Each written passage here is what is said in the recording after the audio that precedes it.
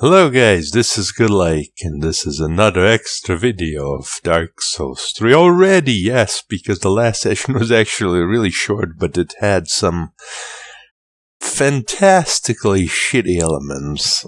Not a lot of them, though. Not a lot of them. Just a few things that rustled my jimmies, you know what I'm saying? So let's get on with the biggest thing, because it's the biggest one, and you might as well hear it at the start. The fucking level design. Oh yeah, it's a fucking sprawling maze now, instead of not a sprawling maze. I can give you that. But in fact, I think I like it less for that, because it's just held together by the bonfire spam. Like, there's many bonfires, they're like hidden extremely reclusively in areas that you have to fucking notice by chance. I don't think any bonfire in Dark Souls 1 that you wouldn't actually have to find through secret means, as in go into a secret area, was ever really hidden. Like, we can go through the list, fuck it, like the Firelink Shrine bonfire. We're not gonna count tutorial, because those are tutorials. The Firelink Shrine bonfire, of course you're gonna fucking see it. You get dropped down right on top of it. Undead Berg Bonfire. It's in the first massive building, and you can see it through the opening. The next bonfire that you get is on the way to a clinking noise next to the forest. Right? Next to the forest, you hear a clinking noise and you want to investigate who is making that clinking noise, and you're gonna run right into a bonfire. Next one, well, it depends on where you go. Let's go to the forest.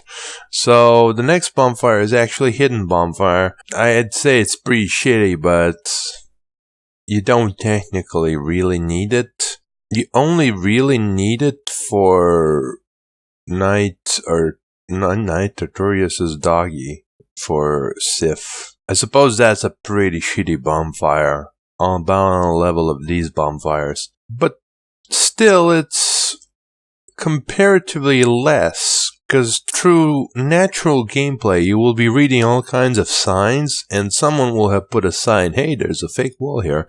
And you will attack that fake wall and you will find a bonfire. I believe that is more likely on average for a player than finding some of the bonfires in this fucking town. Like, I literally just started wandering randomly and dropping off random ledges and running away instead of fighting, and I stumbled across the bonfire. That's crazy. Another bonfire I had to notice by accidentally going backwards. Come on, that's ridiculous. What's the next one? So if you go the other way and you fight the gargoyles, you didn't have to go to Capra Demon. That opens up shortcuts to the Capra Demon. Now, I can imagine you missing the bonfire in the sewers, because I did that, but if you do that, you use the shortcut, and if you use the shortcut, then you don't even need that bonfire.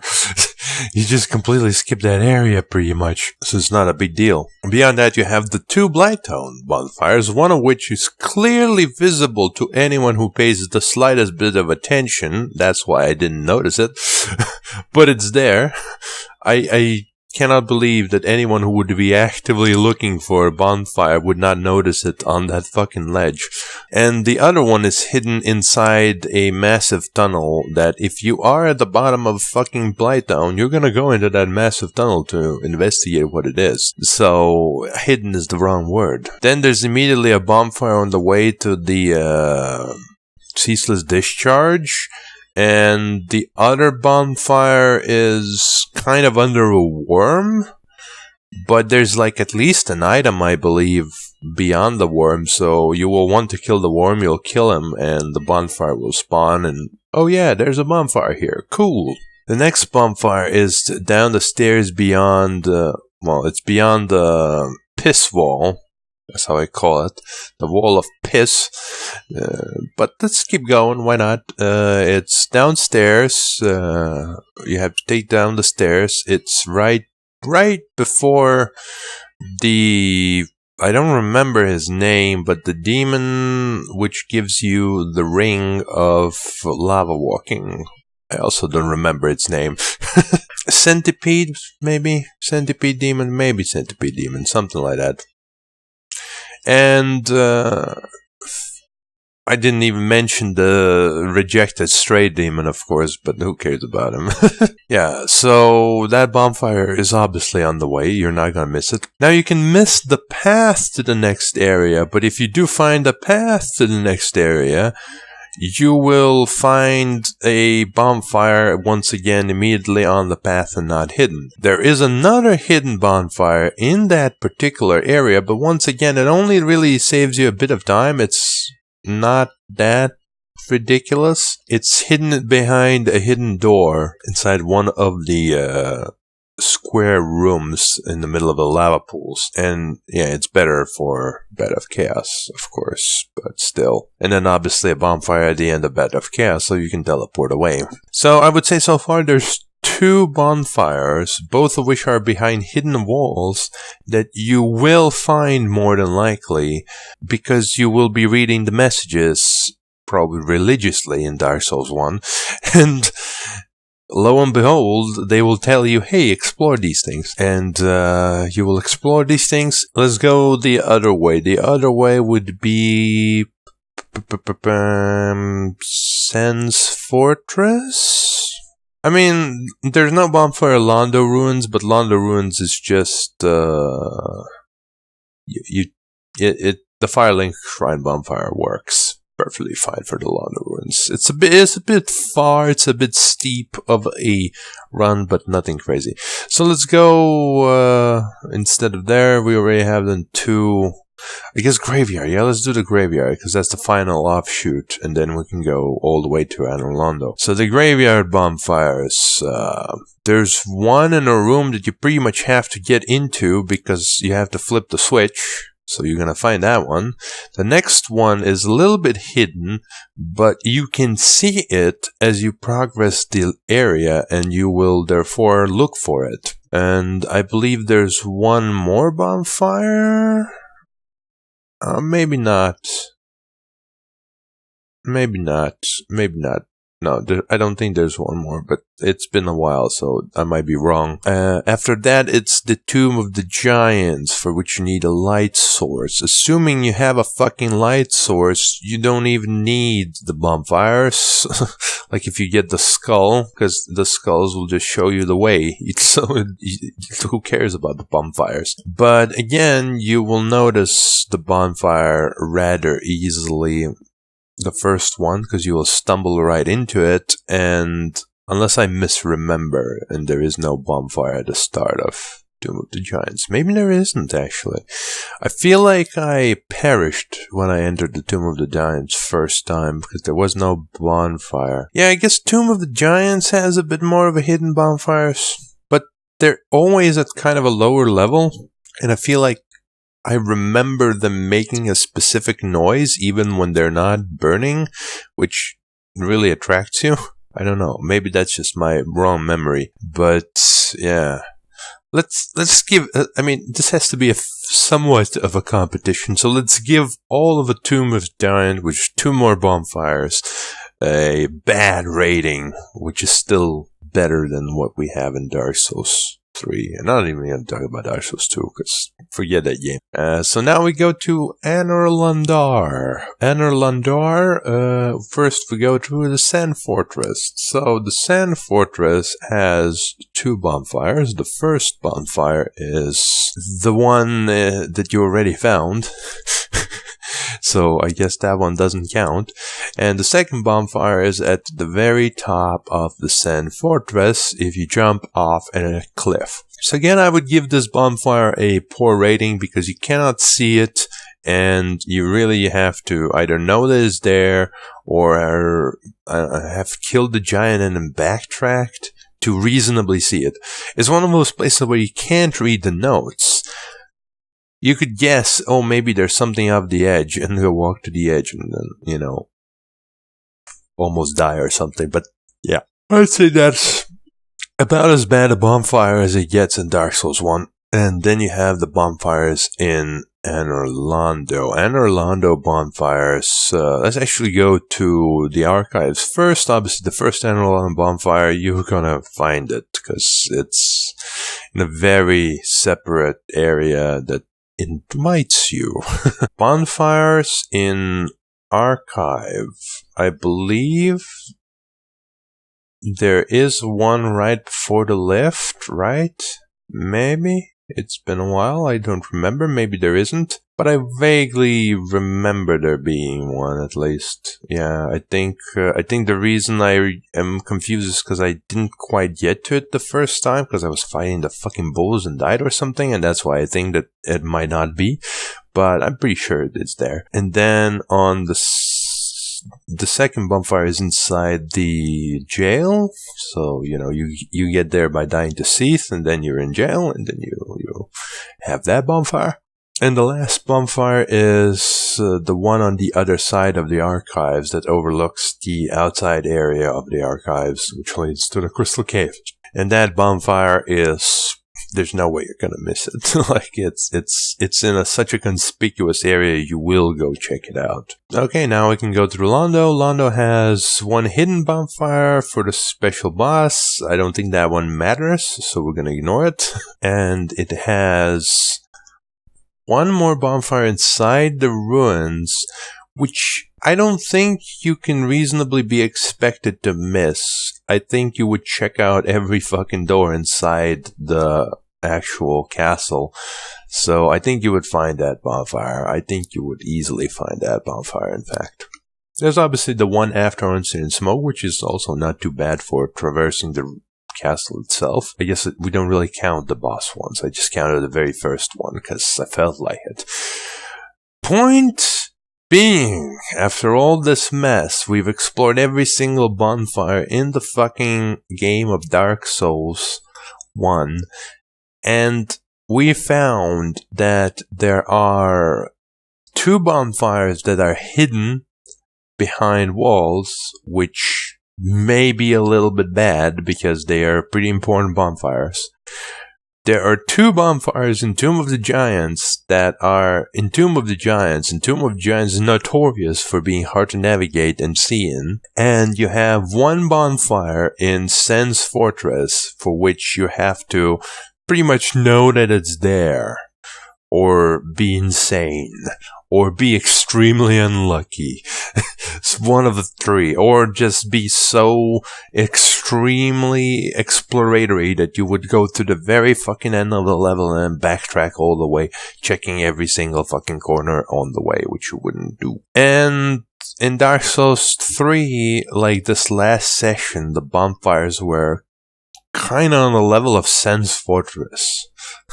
Like, they're hard to see. You have to kind of backtrack to clearly see where they are, or just jump off ledges, like run instead of fighting or something like that. I mean, you could just fight and then, walk through, but the point is, that's not how I got there.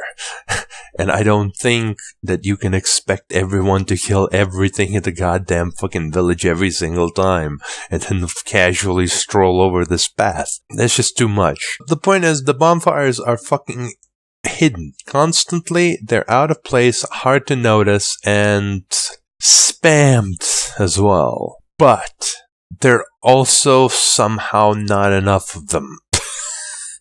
Like, I can't believe that, but there's also not enough of them. And this ties in with the design of the very last part, where I died quite a few times because I tried to make it more efficient. So the part I speak of is the little bridge that leads to the cathedral area. If you go there, you will at least be engaged by 2 monsters with a saw that throw their shit at you, and 1 random dude. But that's if you go there at the right time. If you happen to respawn and walk out of the closest bonfire and walk there, you will notice that there is a fucking patrol, and it's not actually a real patrol, because this patrol actually walks through the bridge. Occasionally loses half of its party to gravity because they cannot fit on a fucking bridge. and then continues walking all the way to the stairs that lead to the boss. Which you could say, oh well, you have a free run to the boss. Isn't that nice? No, because the other run is almost free anyway. You could fucking take that run through the graveyard where you get the giant throwing spears, and you don't give a shit, because it's fucking quick and fast already. So you already have a quick run to the fucking graveyard. There's no need for it. On the other hand, you don't have a quick run to the progress area, which is the fucking cathedral. And I fucking looked this shit up. Because I couldn't believe, my friends, that there is no bonfire there or something. But I found nobody mentioning, hey, yeah, you go through this bridge, kill these enemies, and then sit at a bonfire. No, you actually have to progress further. If you kill that guy at the bottom of the lift, I think you get a bonfire, and also you get a bonfire. I don't know where else you get a bonfire. Actually, I don't think you get it anywhere else. I'm just being hopeful. So yeah, and this patrol thing, it obviously doesn't come back, and it's very fucking slow, and all it achieves is it slows you down for no reason, because it doesn't have to be there. It's moving away from that area. So at the end of the day, it'll be on the other side of a fucking room, if you want to call it that. Plane. That's what it is. It's gonna be there. And why the fuck is this? What's the point of that? And this kind of ties into the other thing, which is the Dark Souls 2 level of enemy spam. Enemies everywhere. Oh my fucking god.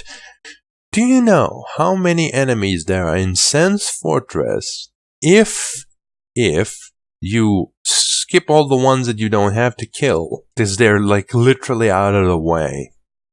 Like, if you explore the entire area, there's a shit ton of enemies of all kinds and varieties, ranging from giants and titanite demons all the way to the lizards in multitudes.